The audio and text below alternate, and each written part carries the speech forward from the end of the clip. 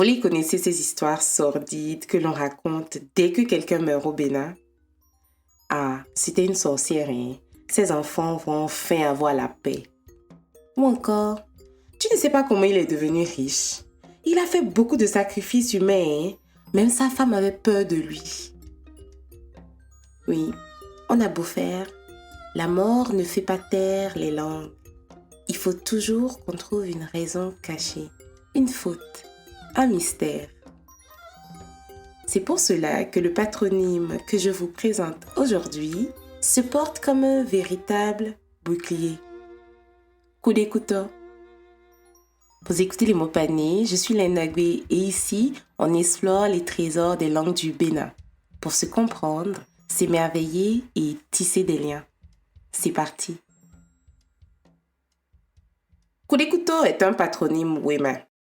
Il vient de la phrase Couteau monobarenko, ce qui se traduit par quelle que soit la cause de ta mort, on trouvera toujours une raison malveillante pour la justifier.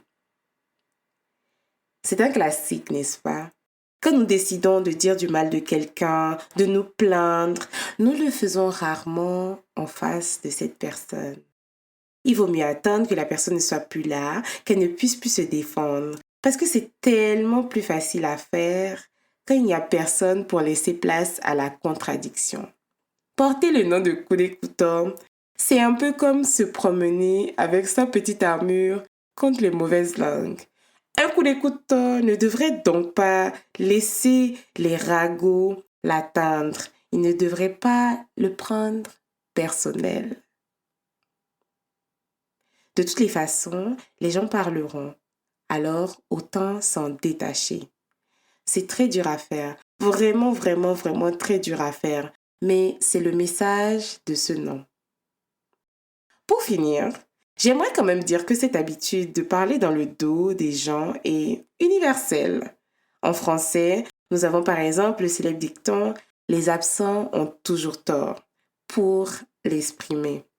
En anglais, pour parler de cette fâcheuse habitude de s'en prendre à ceux qui ne peuvent plus riposter, on utilise souvent l'expression « to speak ill of the dead », parler en mal des morts, qui fait parfaitement écho à notre découverte du jour. Avant de nous quitter, j'ai 2 questions pour vous. Comment réagissez-vous face à la médisance?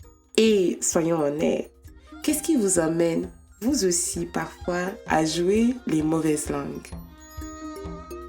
Merci de m'avoir écouté. On se retrouve très vite pour une nouvelle découverte. À bientôt!